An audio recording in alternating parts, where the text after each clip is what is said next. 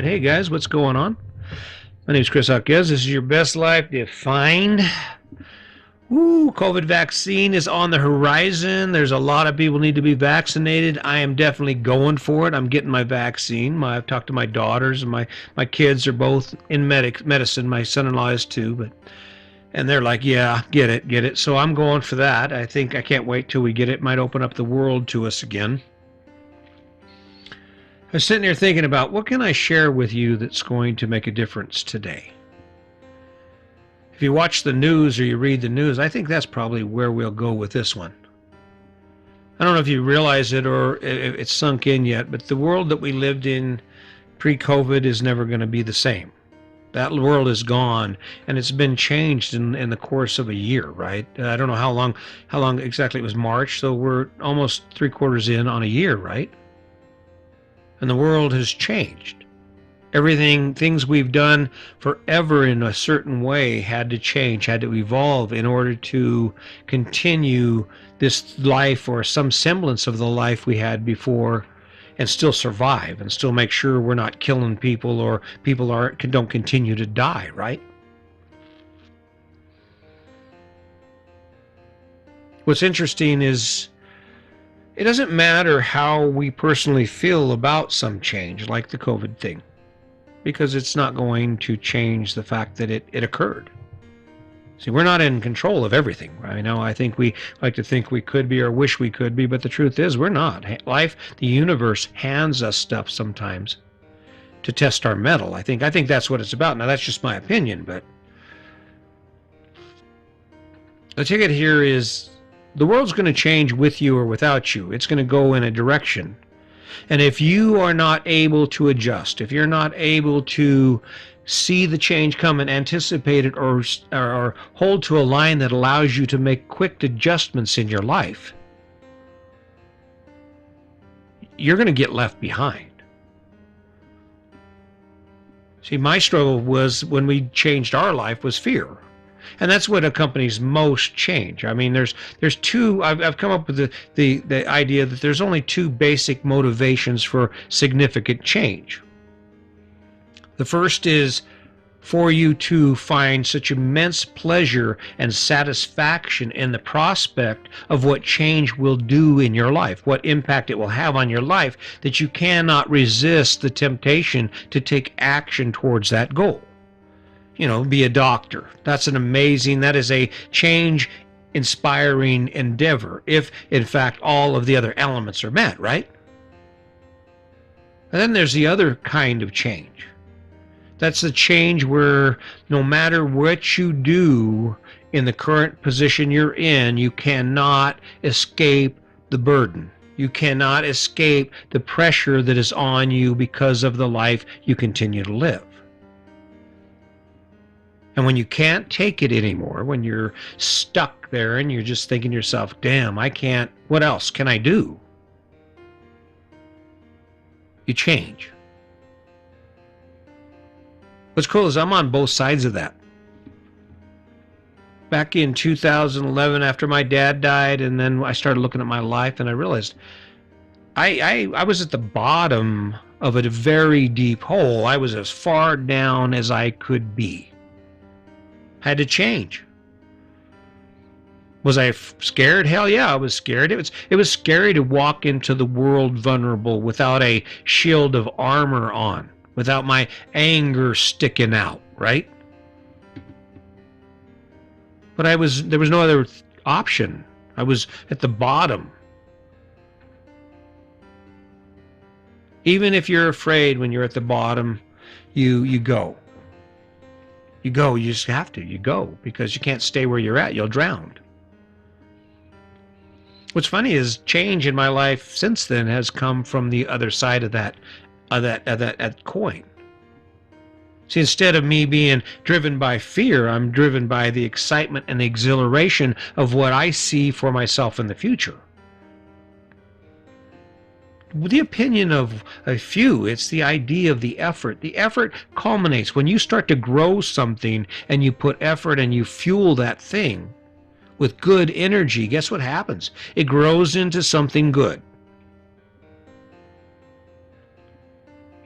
I say this because we're facing a lot of change. And for those who failed to act because of fear or hesitation or a skewed view of what was coming and what direction our country was going, our world was going, if you didn't change, if you don't change with the tide, if you don't change with the evolution of the environment around us, you get left behind. Be afraid of change. Be afraid. Be scared to death of change. You know why? Because fear produces caution. I'm kind of hooked on the lions of the Serengeti and the Kalahari. I'm watching this animal kingdom unfold out there in the Kalahari, and it's brutal. I mean, it really is brutal. But face that change, and you can be afraid. But you test the water like a cheetah walks up and they scan the surface of the water before they drink because they don't want to get eaten by a crocodile, right? Be careful. Feel around. Learn as much as you can about it. But move quickly.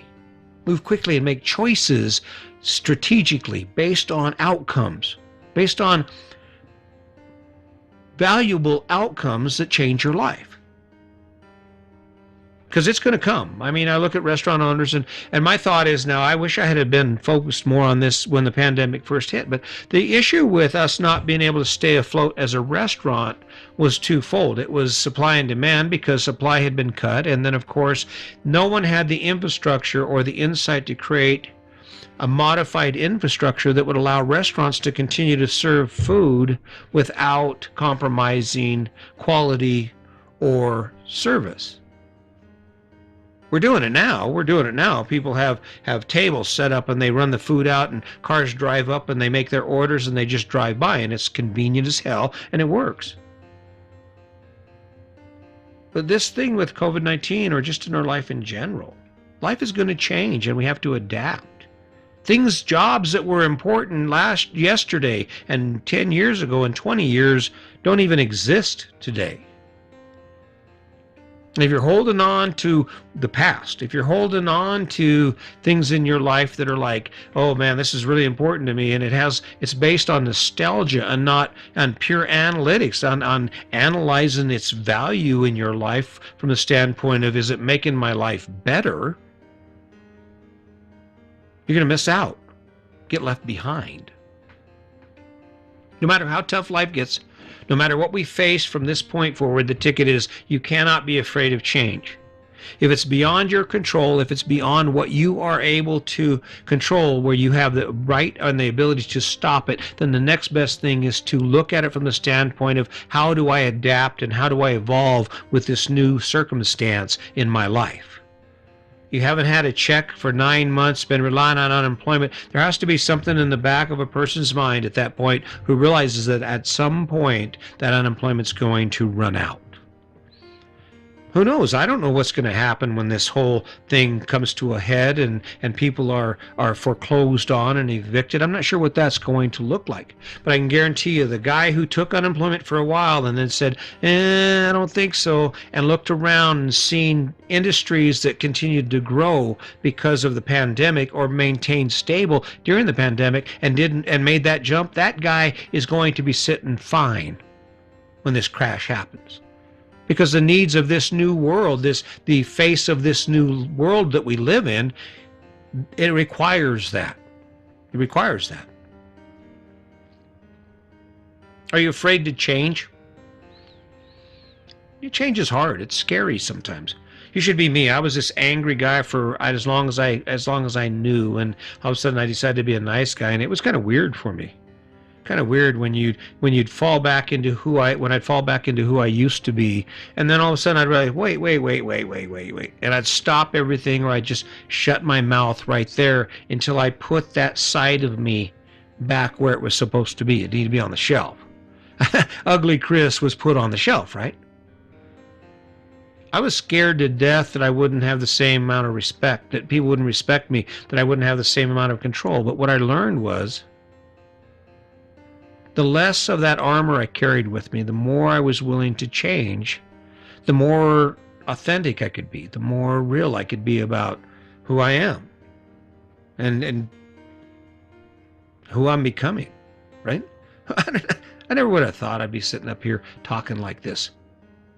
But the truth is, I'm trying to give back. I know your struggle. I face a struggle, and although mine's chosen, yours is too. If you don't like what you're doing, move forward. Grab something better, take a hold of it, and work on it. But it has to come from within yourself. It has to come from within who you are.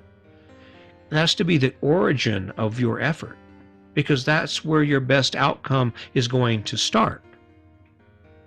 Don't be afraid of it. Grab it. Be ahead of it. Be ahead of the game. Look at what's going on. Analyze. Figure out where can I be in a year before everyone else even sees it. There are opportunities amid the most dire situations. And for those of you who are opening your eyes and realizing, hey, yeah, I got to keep my eyes open, got to keep scanning the horizon, you're going to see what you need to survive whatever life hands us. And for those of you who get caught with your head down, who aren't scanning the horizon, the cards will fall where they may. So anyway, hey, listen, I'm just thinking about every day about how thankful I am, about how thankful I am that I get the opportunity to spend time with you. I really hope that I'm giving you something worth listening to, something you can take back and think about. Love to hear from you. I wish you'd just jump out there and say, hey, give me an idea for a podcast. I'll be more than happy to give you credit and to address the question at hand. So keep that in mind. Always try to do your best with kindness and love. As always, just remember, today's your day. Make it a good one.